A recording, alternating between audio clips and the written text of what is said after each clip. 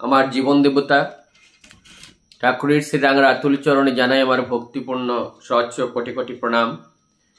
জগৎ জননী জগৎ লক্ষ্মী শ্রী শ্রী বড় মায়ের শ্রীরাঙ্গার আতুল চরণে জানাই আমার ভক্তিপূর্ণ স্বচ্ছ কোটি কোটি প্রণাম। পরম পূজ্য পাদ ও ভক্ত প্রবর শ্রী শ্রী বরদার শ্রীরাঙ্গার আতুল চরণে জানাই আমার ভক্তিপূর্ণ স্বচ্ছ কোটি কোটি প্রণাম। পরম পূজ্য পাদ ও শ্রী শ্রী আচার্যদেব দাদার শ্রী চরণে জানাই আমার ভক্তিপূর্ণ স্বচ্ছ কোটি কোটি প্রণাম এবং পরম পূজ্য পাদ ও শ্রী শ্রী অবিন্দার শ্রীরাঙ্গার আতুল চরণে জানাই আমার ভক্তিপূর্ণ কোটি কোটি প্রণাম। ঠাকুর পরিবারের সকলের শ্রীরাঙ্গার আতুল চরণে জানাই আমার ভক্তিপূর্ণ স্বচ্ছ কোটি কোটি প্রণাম। আজ এই সৎসঙ্গে উপস্থিত ঠাকুরের পুত পানধারী কর্মীগণ, ইষ্টপ্রাণ দাদা মায়েরা, ছোট ছোট ভাই বোনেরা, সবাইকে যথাযোগ্য স্থানে আমার রানন্ত জয়গুরু প্রণাম ও ভালোবাসা। আমরা বহুক্ষণ ধরে সকাল থেকেই কীর্তন, নাম, ধ্যান, প্রার্থনা, বিভিন্ন রকম সেই কার্যক্রমের মাধ্যম থেকে আমরা সুন্দর সুন্দর ভজন, কীর্তন, ঠাকুরের পবিত্র গ্রন্থ আদি পাঠ শুনলাম।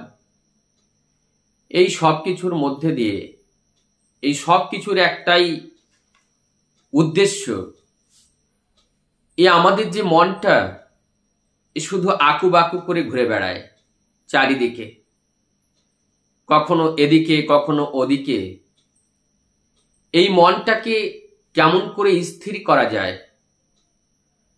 কেমন করে এই মনটাকে সেই কেন্দ্রের সঙ্গে যুক্ত করা যায়, আমার মনে হয় তারই বিধান।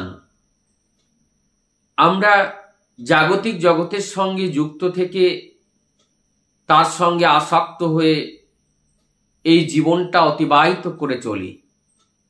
আমরা কেমন করে সেই বন্ধনকে ছিন্ন করে আমরা সেই পরম সত্তার সঙ্গে যুক্ত হয়ে চলতে পারি, আমার মনে হয় তার জন্যই এই বিধান, যে আমরা কেমন করে সেই পরম সত্তার সঙ্গে যুক্ত থাকতে পারি।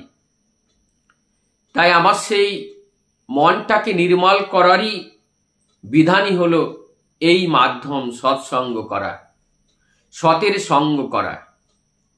কি একটা অপূর্ব এই নাম! আমরা কখনো ভেবেছি এই সৎ মানে যার কোনো ক্ষয় নেই, অক্ষয়, যেটা সত্য, চিরন্তন সত্য, আদি সত্তা, সেইটাই হলো যেটা আদি সত্তা, তারই সঙ্গ করা। আর তাই তো আমার এই জীবনের অস্তিত্ব, বাঁচা বাড়ার উৎস যিনি, সেই হলেন সত্য বা সেই সত্তা। তার আমরা নিরাকারভাবে, সাকারভাবে, বিভিন্নভাবে উপভোগ করার মাধ্যম দিয়ে আমরা তার সঙ্গে যেন যুক্ত হতে পারি। তা সেই যুক্ত হওয়ার একটা পন্থা, যুক্ত হওয়ার একটা রাস্তায় পরম দয়াল শ্রী ঠাকুর তিনি আমাদেরকে করে দিয়ে গেলেন সৎসঙ্গ। সতের সঙ্গে যারাই যুক্ত হয়ে চলে তারাই সৎসঙ্গী। তাই এই জীবন বৃদ্ধি তপা একটা পন্থাই হলো এই সৎসঙ্গ। এই সৎসঙ্গের মাধ্যম থেকে আমরা সতের প্রতি আকৃষ্ট হয়ে উঠতে পারি, আমরা সৎকে নিয়ে চলতে পারি এবং এই জীবনটাকে সৎ বা সতী করে তুলতে পারি। এই তুলতে তলার রাস্তাটাই হলো এই সৎসঙ্গ। তিনি গঠন করে গেলেন এই সৎসঙ্গ। তার মানে বহুবার এই পৃথিবীতে তিনি বিভিন্ন রূপে এই পৃথিবীতে এসেছেন। এই বিশ্বপিতার, তিনি বিশ্ব জগৎ জোড়া, তিনি ওয়ার্ল্ড টিচার রূপে আমাদেরকে শিক্ষা দিতে, আমাদেরকে পথ দেখাতে, কিন্তু তাতে বিভিন্ন পন্থ তৈরি করে তাকে আমরা গণ্ডিবদ্ধ করে তাকে রেখেছি। তাই তিনি এবার এলেন, আমাদেরকে বললেন সৎসঙ্গ দিতে, যেখানে কোনো গণ্ডি নাই। এখানে হিন্দু, মুসলিম, শিখ, ঈসাই, বৌদ্ধ, জৈন, এখানে পন্থা নির্বিশেষে সবাই যুক্ত হতে পারেন। তাই আগামী ভবিষ্যৎ আমাদের এমন একটা দিন, যখন বর্তমানে এই পন্থ করে যেন একটা ভীষণ সংঘর্ষ, প্রতিহিংসা যেন ছড়িয়ে পড়েছে। আর এই প্রতিহিংসাকে নির্মূল করার মূলেই হলো এই সৎসঙ্গ হয়ে দাঁড়াবে এই ভবিষ্যতের একটা পথ বা রাস্তা। তাই সেই দিন আর বেশি দূরে নাই। প্রত্যেকটা মানুষকে আহ্বান করছে এই সৎসঙ্গ, আসুন এখানে কোনো বাধা বিঘ্ন নির্বিশেষে যুক্ত হয়ে আমরা সেই সতের আরাধনা করতে পারি। করতে পারেন সেই হিন্দু, মুসলমান হোক, জৈন হোক, বুদ্ধ হোক। এখানে কাস্টিজমের কোনো ব্যারিয়ার এখানে নাই। তাই ব্যারিয়ারটাকে মুক্ত করে এবার পরম দয়াল শ্রী ঠাকুর তিনি সৎসঙ্গকে আমাদের জীবনের উত্থানের জন্য তিনি তুলে ধরলেন। আজ কিছু আমি ছোট ছোট কিছু প্রশ্ন, আর সেই প্রশ্ন ঠাকুর কি উত্তর দিলেন সেই কথাগুলো আজ আমরা চিন্তা করব এবং সেটাই ভাববো আর সেটাই চর্চা করব। জিজ্ঞাসা করছেন ঠাকুরের কাছে, মানুষের অভাব যায় কখন? এই মানুষের অভাবটা কখন যায়? আচ্ছা, আমি চিন্তা করি তো এই অভাবটা বোধ আমার কে করে? এই অভাবের বোধটা আমাকে কে করছে? এই অভাবটা কখন আসে? এই অভাবটা বোধ করছে আমার মন। এই আমার মনটা অভাব বোধ করছে। কেননা ঠাকুর সত্যানুসারে বলছেন যে মনের এই যে পরিবেশের পরিবর্তনে, প্রকৃতির পরিবর্তনে মনের পরিবর্তন, আর মনের পরিবর্তন হলে কিন্তু আমার ভাবের পরিবর্তন হয়ে যায়।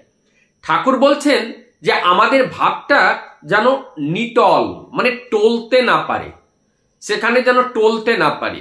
এই মনটা যেন দোলে না, দৈদুল্যমান হয়ে না থাকে। তাই মনটাকে আমাকে স্থির করতে হবে। যদি আমার এই মনটা স্থির করতে পারি, স্থির করতে গেলে কি লাগবে? আমার দৃঢ় বিশ্বাস।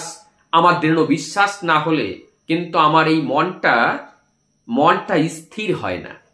তাই আমার তাই করতে গেলে আমাকে কি করতে হবে? সদাই আমাকে খোঁজ করতে হবে।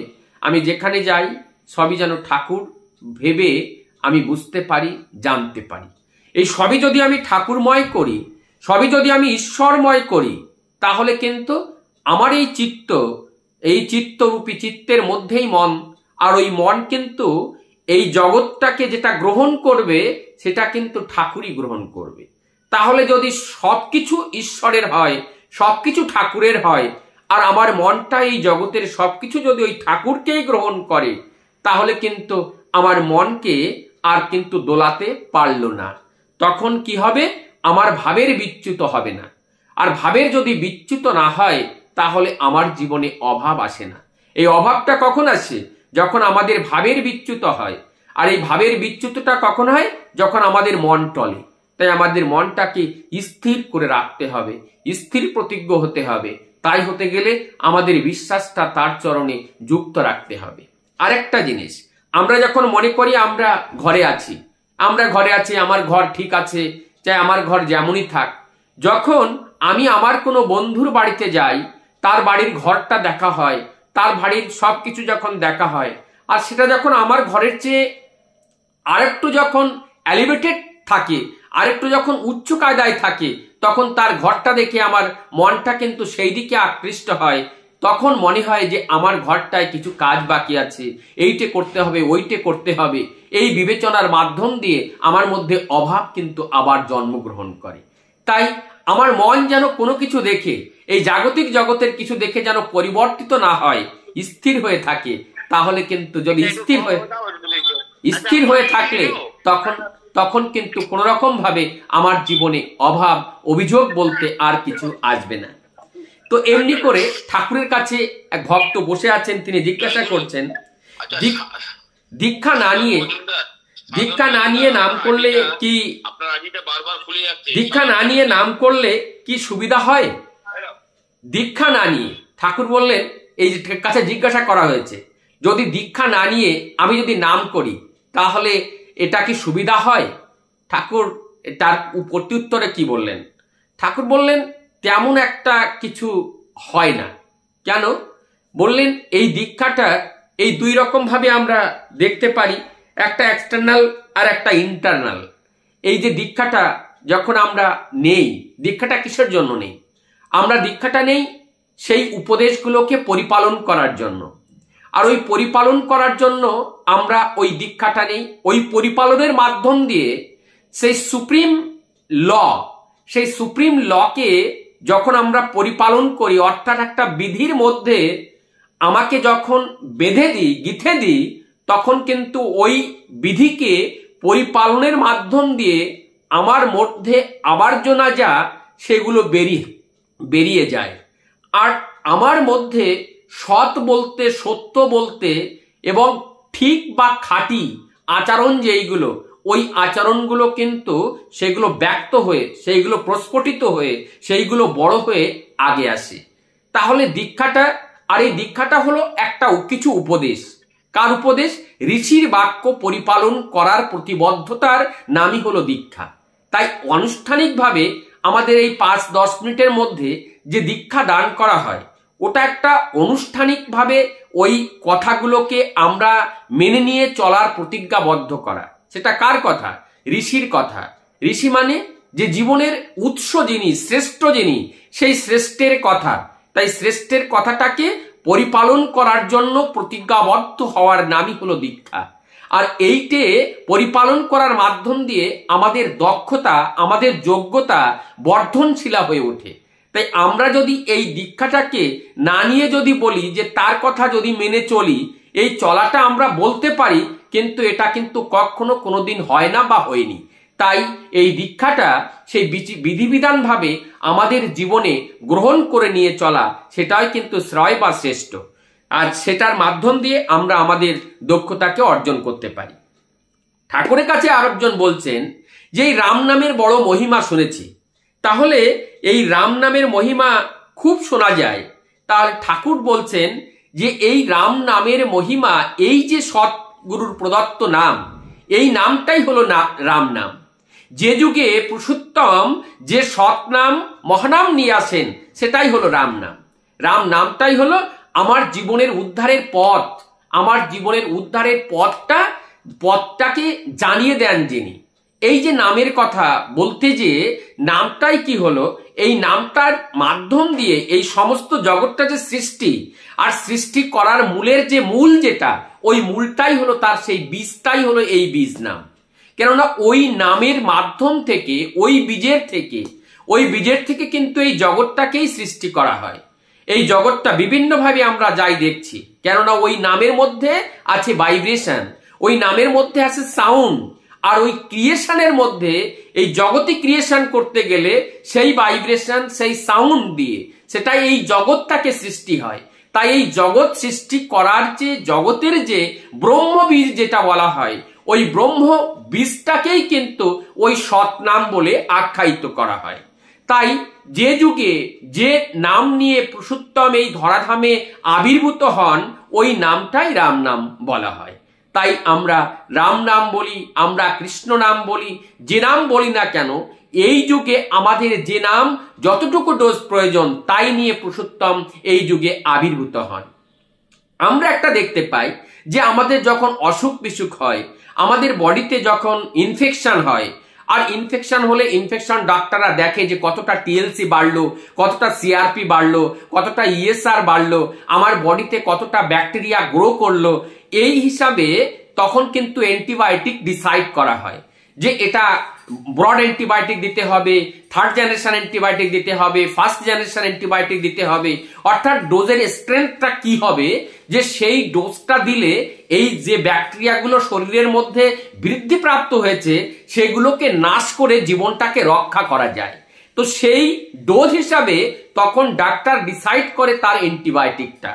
ঠিক তেমনি ভাবে এই পুরুষোত্তম এই ধরাধামে যখন তিনি আবির্ভূত হন, এই জগতের মানুষের জন্য, আমাদের এই জগতে যে টক্সিন আমাদের মধ্যে আছে, ওই টক্সিনটাকে দূর করতে গেলে তার প্রতিকারের জন্য কোন অ্যান্টিবায়োটিকটা কত ডোজ মাত্রায় দিতে হবে, সেই মাত্রায় কিন্তু তিনি আমাদেরকে দেন। তাই এই যে কলিযুগে পরম দয়াল শ্রী ঠাকুর যে নামটা আমাদেরকে দিলেন, সেই মহানাম, সেই সৎনাম, এটাকে বলা হয় 18 স্তরের নাম। তাহলে 12 স্তর 16, এটা হচ্ছে 18 স্তরের নাম। তো এটা 18 স্তরের যে নামটা দিলেন, তার মানে এই কলিযুগে চরম যুগ, যার মধ্যে তামসিক এবং রাজসিকের যে গুণাবলী, তামসিক গুণাবলীগুলো অত্যন্ত প্রবল, আর তার সঙ্গে রাজসিক যুক্ত হয়ে এই তমগুণকে আরো প্রবল করে দেয়। তাই সেই স্ট্রেংথকে মাত দেওয়ার জন্য 18 স্তরের মহানাম সৎ নাম রূপে পরম দয়াল শ্রী শ্রী ঠাকুর তিনি এই যুগে আমাদেরকে দিলেন। তাহলে আমরা যদি আমাদের রোগটাকে নিরাময় করতে চাই তাহলে অ্যান্টিবায়োটিকটা কিন্তু এমনি ডোজের আমাদের প্রয়োজন। তাহলে কি হবে? আর যদি আমি বলি আমি এই অ্যান্টিবায়োটিক নিব না, নিয়ে না, যদি আমি এই অ্যান্টিবায়োটিক না নেই তাহলে আমাকে ভুগতে হবে। আমাকে যতদিনে আমার মধ্যের বিকারগুলো দূর হতে পারত ততদিনে এই শরীরের এই দেহের বিকার দূর হতে পারবে না। কেননা আমরা যে অ্যান্টিবায়োটিকটা নিচ্ছি ওই অ্যান্টিবায়োটিকটা অতটা পাওয়ারফুল নয়, এবং যে স্তরের কথা বলা হচ্ছে ওই স্তরের নয়। ওটাও কাজ করবে, করবে না তা নয়, ওটাও কাজ করবে, কিন্তু এই যে 18 স্তরের যে মহানাম এই কলিযুগে যেটা প্রয়োজন সেই প্রয়োজক মাফিক বর্তমান পুরুষোত্তম যেটাকে নিয়ে এসেছেন ওইটাকে যদি আমরা গ্রহণ না করি তাহলে ওটাও কাজ করবে, কিন্তু ওটাই কিন্তু ডিলে হয়ে যাবে। আর এই বর্তমান ভাবে যেটা নিয়ে আসছেন এটাকে যদি আমি গ্রহণ করি এটাই কিন্তু আমরা অত্যন্ত লাভবান হতে পারি। তাই আমাদের জ্ঞান, বুদ্ধি, প্রতিহিংসা এইগুলোকে প্রয়োগ করে আমি যদি সেই বর্তমানকে অবহেলা করি তাহলে কিন্তু আমাদের জীবনে কিন্তু ধর্মকেও অবহেলা করা হলো। এই ধর্মটাই হলো কিন্তু যে আমাদের যেই বাঁচা বাড়ার মরকস, কেমন করে আমাদের বাঁচতে পারি, কেমন করে আমরা বাড়তে পারি তার একটা সহজ সরল পন্থা বা বিধি, সেটা বর্তমান পরিস্থিতি অনুরূপে পুরুষোত্তম তিনি আমাদেরকে দেন। আর সেইটাকেই যদি অবহেলা করি তাহলে আমাকে বুঝতে হবে যে আমাদের জীবনে কতটা দুর্গতি বা দুর্দশা আসতে পারে। আজ পরম দয়াল যে আমাদেরকে যে বিধান দিলেন, যে এই যে তার যে ফিলোসফিতে দীক্ষা, শিক্ষা, বিবাহ এই কথা নিয়ে তিনি নিরন্তর আমাদেরকে বলছেন, বিভিন্নভাবে বলছেন। তিনি আমাদের স্বস্তি সেবকের কথা বললেন, এই জগৎটাকে কিভাবে চেঞ্জ করা যায়, রিফর্ম করা যায়। প্রত্যেকটা ঠাকুর বলছেন যে every house to be reconstructed আর every man has to be reform. এই যে প্রত্যেকটা মানুষকে রিফর্ম করতে হবে, মানে নূতন করে মানুষ গড়ে তুলতে হবে, নূতন করে ঘর তৈরি করতে হবে। এই যে নূতন করে গড়ে তোলার কথা ঠাকুর বললেন, তোরা আমাকে 1 লাখ স্বস্তি সেবক যদি দিস তাহলে এই জগৎটাকে আমি পরিবর্তন করতে পারি। তাই আমরা কিন্তু ঠাকুরের সেই ইচ্ছাটাকে আমরা মূর্ত করে তুলতে পারছি না। তার জন্য কিন্তু আজ আমাদের সমাজে সেই বিকৃতি প্রবেশ করে গেছে। সেই বিকৃতির সঙ্গে যুদ্ধ করতে গেলে চাই মানুষ, আর মানুষ না হলে ওই বিকৃতির সঙ্গে যুদ্ধ করা যায় না। তাই তিনি আসলেন মানুষ গড়তে, এই মানুষ গড়তে জগতে আসলেন। তাই মানুষ গড়ার যে বিধান, যে মেকানিজম, সেই মেকানিজম শুরু হয় দীক্ষার থেকে। তাই এই দীক্ষাটা তিনি প্রচালিত করলেন। এই দীক্ষা মানে ওই সৎ নাম, সৎ কথা, তার যে বিধিবিধান ওইগুলোকে পরিপালন করতে হবে। এই জীবন দিয়ে যদি পরিপালন না করি, শুধু যদি আমি মুখ দিয়ে ভালো কথা বলি, আমি পালনটাই না করি, তাহলে কিন্তু জীবনে কিচ্ছুই হয় না। আমার হতে গেলে, তাই তো শ্রীমদ্ ভাগবত গীতাতে এই কর্মযোগটাকে মুখ্য করে কেন রাখা হলো? এই কর্মযোগটা সব জায়গায় মুখ্য করে রাখা। ঠাকুরের যে কিছু বেদ পুরাণ ঠাকুর যা দিয়ে গেলেন, তিনি তো বেদ পুরুষ, তার শ্রীমুখ থেকে যা কিছু নির্ধারিত হয়েছে সবই বেদ। তাই সেই তার বেদের মধ্যে, সেই জ্ঞানের মধ্যে তিনি আমাদের যা দিয়ে গেলেন শুধু করা আর করা, কেমন করে করতে হবে সেই বিধানটাকে তিনি আমাদেরকে দিয়ে গেলেন। সেই করাগুলো যদি আমাদের জীবনের বাস্তব করা যদি না করে তুলি, আমি যদি সহজভাবে শুয়ে বসে কাটিয়ে হাসিতে খেলতে যদি জীবনটাকে অতিবাহিত করে চলি, তাহলে তো তার কিচ্ছুই করা হলো না। আমার জীবনের পরিবেশটাকেই, আমার পরিবেশের কথা ঠাকুর বারবার কেন বললেন? কেননা পরিবেশ ছাড়া এ দেহ বাঁচতে পারে না। এই দেহটাকে বাঁচাতে গেলে পরিবেশের প্রত্যেকটা মানুষের প্রয়োজন। তাই এই পরিবেশের প্রত্যেকটা মানুষকে নিয়ে চলতে গেলে পরিবেশটাকে সুন্দর করে গড়ে তুলতে হবে। তাই পরিবেশকে সুন্দর করে গড়ে তুলতে গেলে আগে আমাকে গড়ে উঠতে হবে, আমার পরিবারকে গড়ে তুলতে হবে। তাই যেদিন আমি গড়ে উঠবো, আমার পরিবারটা গড়ে উঠবে, সেদিন কিন্তু তার রিফ্লেক্স আমার পরিবেশের মধ্যে প্রবেশ করবে। তাই এমনি ভাবে আমরা আগে বাড়তে পারি। এখানে আরেকটা প্রশ্ন ঠাকুরের কাছে প্রশ্ন করলেন যে ঠাকুর সদ্গুরু মানে কি?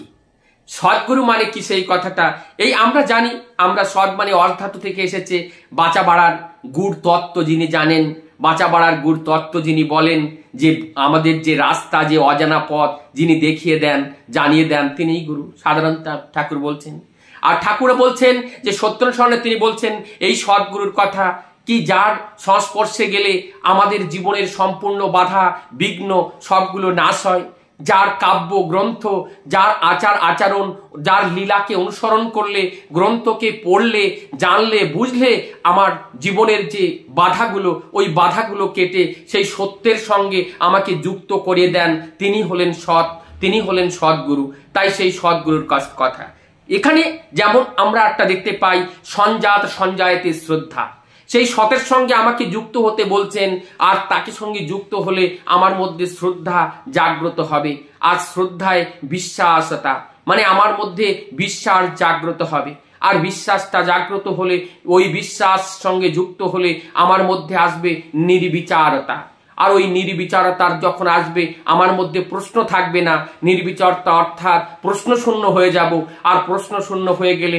তখনই কিন্তু আমার মধ্যে প্রেম জন্মায়, আর ওই প্রেম যখন জন্মাবে, প্রেম জন্মালে কিন্তু আর বাধা থাকে না, জীবনের সম্পূর্ণ বাধা নষ্ট হয়ে যায়। কেননা যখন একটা মানুষ প্রেমিক হয়ে যায়, প্রেমিক হয়ে গেলে তার কাছে কেউ ছোট থাকে না, তার কাছে কেউ বড় থাকে না, তার কাছে কেউ উঁচু থাকে না, তার কাছে কেউ নিচু থাকে না, তার কাছে সবাই সমান হয়ে যায়, সাম্য দৃষ্টি তার দেখা দেয়। এই সাম্য দৃষ্টি ভাব যে যার কাছে থাকে তিনি কিন্তু প্রেমিক হয়ে যায়, আর ওই প্রেমিক মানুষটার কাছে কিন্তু আর তখন কোনো ভেদভাব থাকে না। আর এই বললেন এইটাই হলো তার লক্ষণ, এইটাই সেই সদ্গুরুর লক্ষণ, যে যার সঙ্গে আমি যুক্ত হলে আমার মধ্যে এতগুলো পরিবর্তন দেখা দেয়। এই পরিবর্তনগুলো যদি আমার মধ্যে দেখা না দেয়, আমি যদি সেই প্রেমিক না হতে পারি,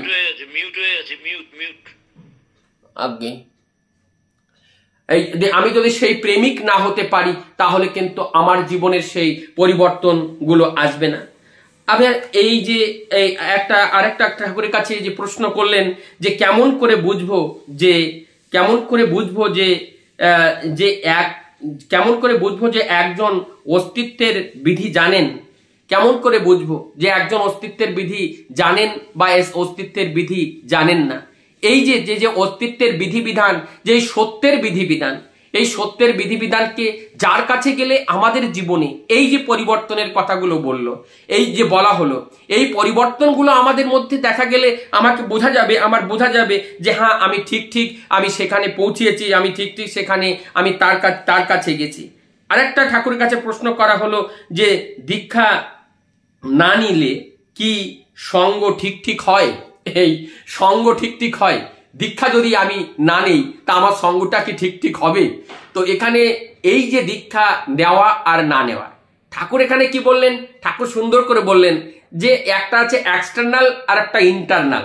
তা ঠাকুর বলছেন যে দীক্ষা না নিলে এই যে সঙ্গ করলে শুধু মানুষের দেখানোটা হয়, যে আমি দেখাতে পারি দেখো আমি একটা ধার্মিক মানুষ, আমি একটা ভালো মানুষ, এই দেখানোটা তো সহজভাবে হয়, কিন্তু আমার ভিতরের কোনো পরিবর্তন হয় না।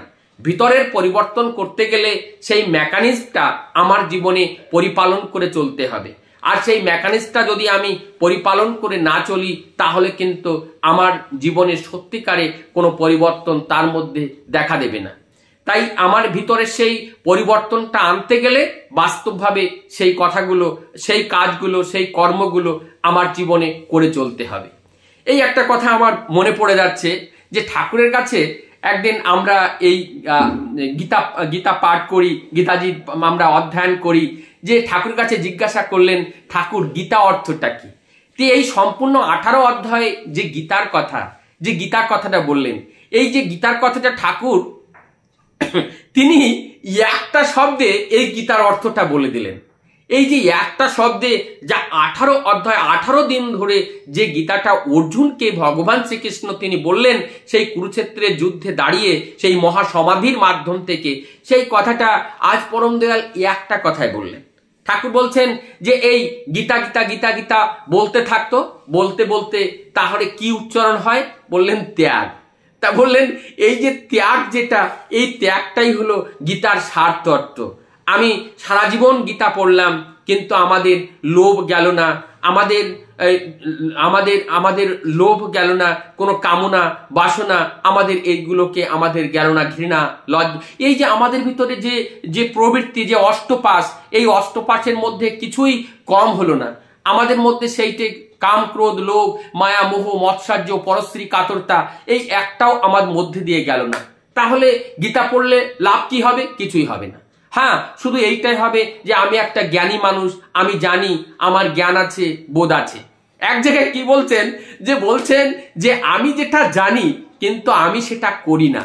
ঠাকুর বলছেন যে এটা হলো মহামূর্খ, যে জানে সে করে না, তাহলে সেটা মহামূর্খ। তাহলে জ্ঞানীকে যে জানে এবং করে, সেই হলো মহাজ্ঞানী। তাই আমাদের কি করতে হবে? আমি এই গীতা অধ্যয়ন করে, আমার মধ্যে সেই ত্যাগ ভাবনাটা, এই ত্যাগটা কখন আসে, কখন ত্যাগ করা যায়? এই ত্যাগ মানে বৈরাগ্য। এই বৈরাগ্যটা আমাদের মধ্যে কেমন করে প্রবেশ করবে? বৈরাগ্যকে প্রবেশ করতে গেলে জ্ঞান যোগ না হলে বৈরাগ্য আসে না। তাহলে এই জ্ঞান যোগ না হলে বৈরাগ্য আসে না। দুটো যোগ কিন্তু আমাদের মধ্যে অত্যন্ত মর্মান্তিক, একটা অভ্যাস যোগ, একটা জ্ঞান যোগ। এই অভ্যাস যোগকে মাধ্যম দিয়ে আমরা অভ্যাস করতে করতে আমরা কিন্তু তার মতো হয়ে উঠি, আমরা নিরেট হয়ে উঠি। যদি অভ্যাস যোগটাকে আমরা বাদ দেই আর জ্ঞান যোগটাকে যদি আমরা গ্রহণ করি, ঠাকুর কিন্তু এই কথা বলছেন, তাহলে কিন্তু আমাদের জীবনে কোনো কিছুই হবে না। তাহলে জ্ঞান যোগটা যেমন দরকার, তেমন কিন্তু আমাদের এই অভ্যাস যোগটা দরকার। এই জ্ঞান যোগ না হলে, আমার যদি জ্ঞানই না থাকে, যে জ্ঞান না থাকে, অর্থাৎ একটা আগুন জ্বলছে, আমি যদি জানি, আমার জ্ঞান আছে যে আমি যদি আঙুলটা এই আগুনের মধ্যে দেই তাহলে পুড়ে যাবে, তাহলে আমার কিন্তু এখন কারোর বলা লাগবে না যে এখানে আঙুলটা দেওয়া যাবে না, দিলে কিন্তু পুড়ে যাবে। তাহলে এই যে আমি আঙুলটা দিচ্ছি না, তাহলে এখানে কি কাজ করছে? জ্ঞান যোগ কাজ করছে। আমার মধ্যে জ্ঞান আছে, তাই গভীর জল দেখে আমি সেখানে নামছি না। কেন? সেখানে নামলে আমি ডুবে মারা যাব, আমি সাঁতার কাটতে জানি না। তাহলে আমার জ্ঞান আছে যে আমি সাঁতার কাটতে জানি না এবং এখানে জলটা অত্যন্ত গভীর। তাই এই জ্ঞান যোগটা না হলে, তাহলে আমার জ্ঞান আছে বলে আমি ওই জলে কিন্তু নামছি না, আর আমি কিন্তু প্রাণ হারাচ্ছি না। তাহলে এই জ্ঞান যোগটা কিন্তু প্রবল দরকার। এই জ্ঞান যোগ না হলে বৈরাগ্য আসে না। তাই এই জ্ঞান যোগটা যেদিন আমার মধ্যে আসবে, এই জ্ঞান যোগটার জন্য পূর্ণ ব্রহ্ম যিনি, সেই পূর্ণ ব্রহ্মের সঙ্গে সাক্ষাৎ করতে হয়। আর তার সঙ্গে সাক্ষাৎ মানে এমনি ভাবে করতে হয়, করলে আমার মধ্যে সেই জ্ঞানের উদয় হয়, আর জ্ঞান আসলেই বৈরাগ্য হয়। আর এখানে অভ্যাস করতে করতে আমরা যে তার দিকে যাই, এই অভ্যাস যোগের মাধ্যম দিয়ে আমরা কিন্তু তার মতোই হয়ে উঠি। তাহলে জ্ঞান যোগ এবং এই যে অভ্যাস যোগ, এই জ্ঞান যোগ অভ্যাস যোগটাকে নিয়েই কিন্তু আমার জীবনটাকে আমি সুন্দর করে গড়ে তুলতে পারি। আর এ ভিন্ন আমি কিন্তু আর কিছুই করতে পারি না। শ্রীমদ্ ভাগবত গীতাতে এই যে জ্ঞান যোগটাই এবং জ্ঞান যোগ, এই সারা যে যোগগুলো যা কিছু বলা হয়েছে, তার মধ্যে মূল কারণ হলো ত্যাগ। কেমন করে আমি দেখতে পাবো, আমার চক্ষু দিয়ে দেখতে পাবো আমার মধ্যে কি প্রবেশ করেছে, আমার মধ্যে কোন জীবাণুটা প্রবেশ করেছে, আমার জীবনে কোন টক্সিনটা আসলো, আমি যেন ঠিক ভাবে যেন আমি দেখতে পাই। আর আমি দেখতে পেয়ে ওই জ্ঞানের মাধ্যম দিয়ে তাকে যেন আমি ধরে ধরে বাইরে করতে পারি। আমার এই মধ্যে যেন কোনো আবর্জনা যেন প্রবেশ না করতে পারে। তাই সেই আবর্জনাকে দূর করতে গেলে আমার মধ্যে ওই জ্ঞান দরকার। আর ওই জ্ঞান আসলে ধীরে ধীরে আমি কিন্তু সেই বৈরাগ্যের দিকে আমরা যেতে পারি। তাই আমরা যদি সেই বৈরাগ্য না হলেও কিন্তু আবার কিছু হয় না। ত্যাগ না হলে যদি আমার এই যে শরীর, আমার এই বর্তনটার মধ্যে যা কিছু আছে, আমার এই পাত্রটা, এই দেহরূপী পাত্রটা যদি একে খালি না করা হয়, তাহলে তার সেই অমৃত কেমন করে প্রবেশ করবে? তাহলে এই পাত্রটাকে সুন্দর করে পরিষ্কার করে আমাকে খালি করতে হবে। আর খালি করতে গেলে সেই সতের সঙ্গে সঙ্গ করে, সেই জ্ঞানকে অর্জন করে, অভ্যাস যোগের মাধ্যম দিয়ে এই পাত্রটাকে খালি করে সেই অমৃতটাকে এর মধ্যে ভরতে হবে, অমৃত রাখতে হবে। তাহলে আমি অমর হতে পারবো। কেননা আমি অমর হওয়ার জন্যেই ঠাকুরকে ধরা। জীবন বৃদ্ধি নিরন্তরম স্মৃতি চিদয়াতে, আমার এই স্মৃতি স্মৃতিবাহী চেতনা, আমরা তো অমর। কেননা আমরা তো দেহ নয়, আমরা তো সেই আত্মা, আমরা তো সেই সত্য, সেই নিরাকার সত্তা। আমার মধ্যে সেই আছে আর্জ অফ লিভিং, সেই আর্জ অফ লিভিংটা আমাদের এই দেহের মধ্যে কাজ করছে। সেটাকে দেখা যায় না, বোঝা যায় না, অনুভব করা যায়। হ্যাঁ, সেটাকে বোঝা যায়, অনুভব করা যায়। সেই অনুভবটা, সেইটাই কিন্তু ওই যে ঈশ্বরিক সত্তা, সেই কিন্তু যাকে আমরা লাদিনী শক্তি বলি, যাকে আমরা যোগাবেগ বলি, যাকে আমরা রাধা শক্তি বলি, যা কিছু বলি না কেন, ওই যে মিলন সত্তা, মিলন ক্ষুধা, ওই ক্ষুধা কিন্তু প্রত্যেকটা প্রাণীর মধ্যে থাকে। ওই ক্ষুধা যদি না থাকতো তাহলে কিন্তু আমাদের অস্তিত্বই থাকতো না। ওটাই কিন্তু আমাদের মূল অস্তিত্ব, ওটাই কিন্তু আমাদের জীবন্ত করে রেখেছে, যাকে লিবিডো বলা হয়। তো এই যে সত্তাটাকে, সেই সত্তাটাকে, আমাদের সেই বাঁচা বাড়ার সত্তাটাকে রক্ষা করার জন্য কেমন করে রক্ষা করতে পারি, তার সেই রক্ষণ বেক্ষণের দায়িত্ব কিন্তু আমার এই দেহকে ঠাকুর দিয়ে দিলেন। আর এই দেহকে, সেই সত্তাটাকে রক্ষা করে চলতে হবে, তার জন্য আমার কিছু বিধিবিধান দরকার। সেই বিধিকে শিখতে গেলে তার দীক্ষাকে গ্রহণ করতে হয়, আর সেই দীক্ষা গ্রহণ করার মাধ্যমে আমরা সেই বিধিকে জানি, আর বিধিকে জেনে আমরা সেই রক্ষণ বেক্ষণ করতে পারি। আমার সময় সমাপ্ত দিকে গেল। আজ কিন্তু সেই আমাদের যে বিক্রম সম্বতের নববর্ষ, তাই শুভ নববর্ষ। আর একটা আমাদের যে আজ মায়ের প্রথম দিন, যেটা নবদুর্গা বলা হয়, আমাদের এদিকে খুব প্রচলিত। সেই নবদুর্গা হলো সেই মায়ের ঠাকুর, যেটা 8টা বৈশিষ্ট্য ঠাকুর দিলেন। এই যে নবদুর্গার মধ্যে সেই 8 বৈশিষ্ট্যতে সম্পূর্ণ ভরা। সেই 8টা বৈশিষ্ট্যের 8টা ভাবের এই তার রূপ, আর লাস্টে সিদ্ধিদায়িনী যিনি, ওই সব কিছুগুলোকে একত্রিত করে সিদ্ধিদায়িনী করা এইভাবে 9টা, কিন্তু 8টাই কিন্তু মূল সেই রূপ। আর যে 8 বৈশিষ্ট্য ঠাকুর বলে গেলেন নারীর নীতিতে, ওই 8 বৈশিষ্ট্য এবং সিদ্ধিদায়িনী, এই দিয়ে 9টা সেই দেবীর রূপ।